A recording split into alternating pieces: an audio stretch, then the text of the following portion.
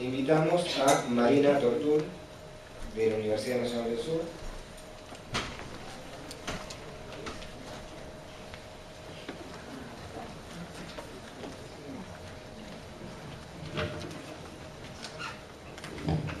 Como les decía, de la Universidad Nacional del Sur de Bahía Blanca y CONICET.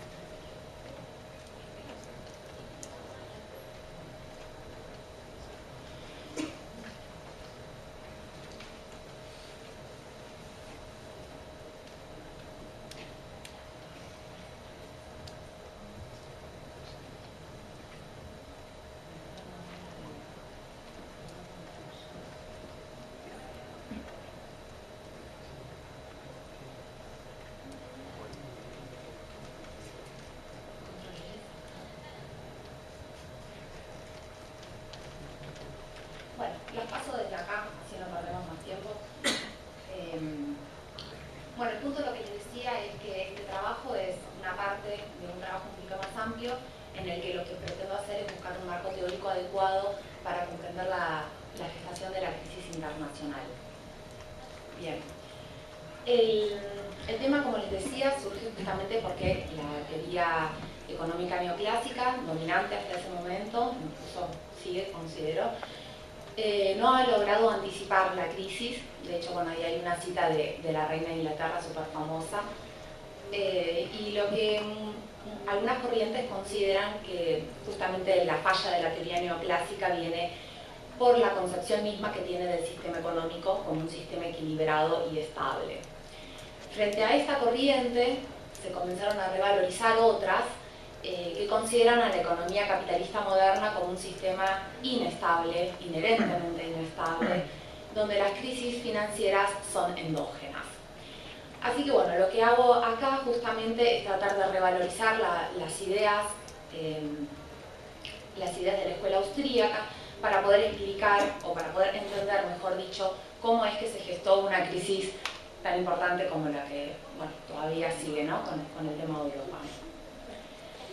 Bien, lo primero que voy a hacer va a ser muy brevemente explicar las ideas básicas de la teoría austríaca del ciclo económico, y después sí ya pasar a cuál es la explicación de la crisis. Esta teoría lo que plantea es que las economías pueden seguir una dinámica de crecimiento sostenido o una dinámica de boom and burst, o sea, de ciclo económico, donde se combinan etapas de auge y de recesión.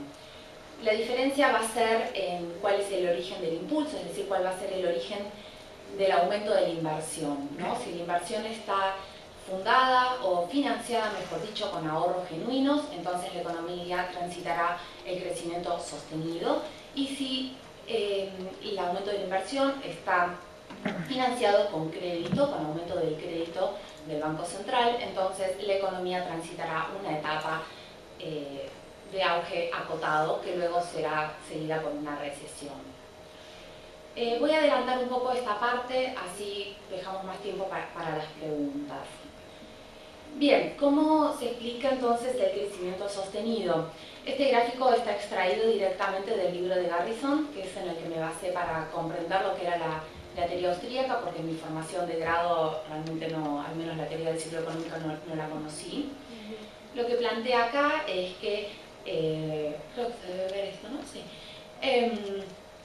Lo que plantea acá es que para que una economía crezca se necesita un aumento de la inversión y para ello la única forma de que sea sostenido es resignando resignando consumo presente. Es decir, que la inversión esté alineada con las preferencias intertemporales de los consumidores. En el mercado de ahorros, de fondos prestables, se ve clarísimo cómo un mayor ahorro permite una reducción de la tasa de interés que estimule la inversión y, en este que es la estructura intertemporal del capital, lo que se ve es cómo un aumento del ahorro provoca inversiones de largo plazo en detrimento de las inversiones de corto plazo, es decir, de las inversiones destinadas a bienes de consumo.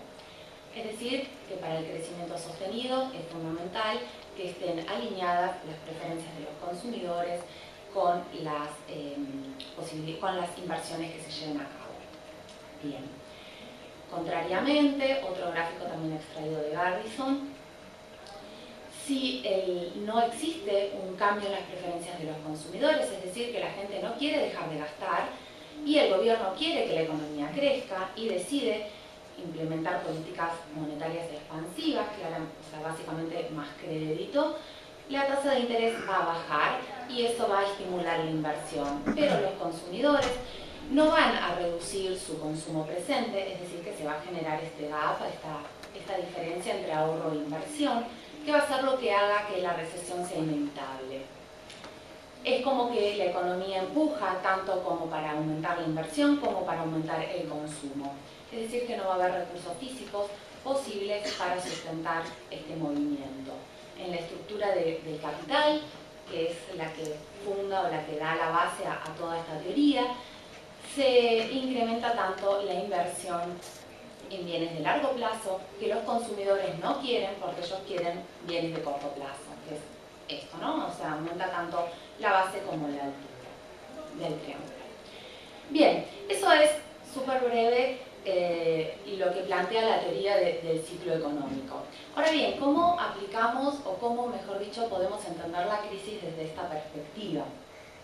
Bien, la crisis financiera del 2008-2009 ya es sabido que parte de la burbuja especulativa en el mercado inmobiliario de Estados Unidos que revienta en el año 2007. En este gráfico lo que pretendo mostrar es simplemente cómo, si bien existe una tendencia creciente a partir del año 2000 más o menos, un poco más adelante tal vez, esta tendencia se acelera enormemente, y que esto es un comportamiento propio de una burbuja especulativa, es decir, que está basado en la expansión crediticia, o que está posibilitado por la expansión crediticia. Bien, ahora, ¿cómo la escuela austríaca explica esto? Según algunos autores, entre los cuales uno encontré hoy acá en el pasillo, la causante principal de la crisis fue la política monetaria que llevó la Reserva Federal y otros países también desarrollados. Y además agregan que la burbuja especulativa se desarrolla específicamente en el mercado inmobiliario y no en otros, también gracias a políticas y mandatos que se llevaron a cabo, ¿no? Por parte del gobierno, por supuesto.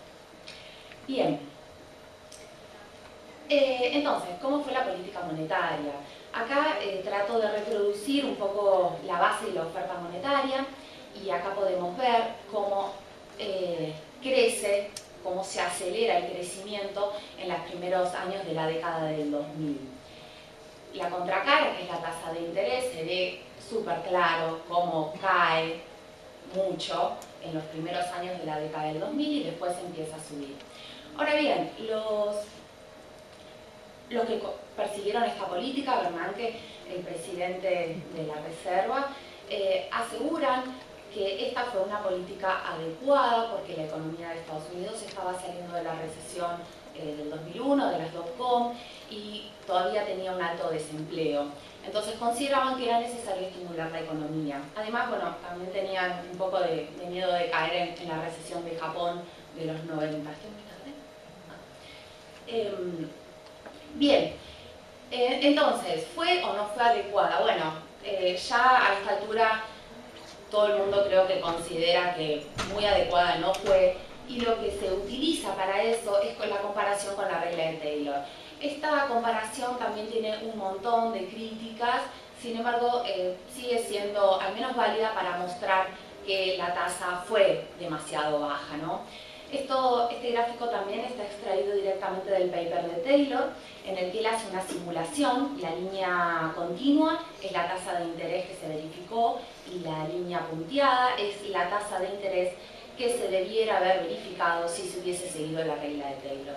Es decir, que claramente la tasa fue más baja. Bien. Entonces, ¿cuál es el problema de que tengamos una tasa de interés más baja de la real? Bueno, un poco ya había anticipado el expositor anterior, de que él genera un exceso de liquidez barato. Eso es decir, que lo que hace es, por un lado, estimula el aumento de créditos baratos destinados a poblaciones más riesgosas, porque con tasas de interés menores proyectos más riesgosos son más rentables, y por otro lado también estimula, o bueno, al menos acá puse, o reduce las tasas de morosidad e incobrabilidad, lo que hace que se entreguen todavía más créditos. Estos créditos, bueno, encima después fueron sometidos al proceso de titularización, fundamental para la gestación de la burbuja. Bien, ahora bien, ¿cómo sabemos que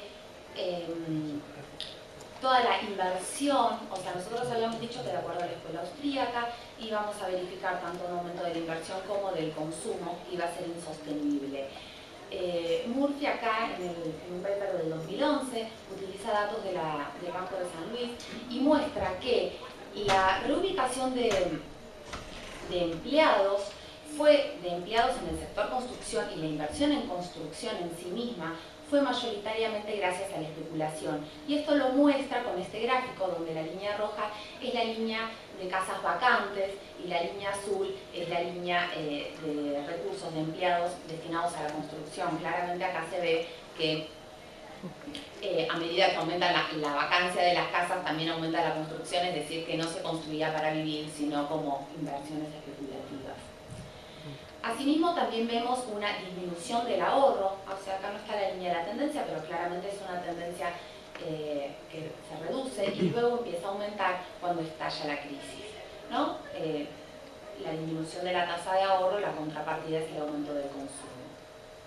Muy bien. Ahora bien, ¿por qué este exceso de liquidez se canaliza directamente al sector inmobiliario y no a otro sector? Como mencioné, también algunos autores mencionan algunos mandatos que llevó a cabo el gobierno que dirigieron directamente el exceso de liquidez al mercado inmobiliario, inflando los precios y generando la burbuja.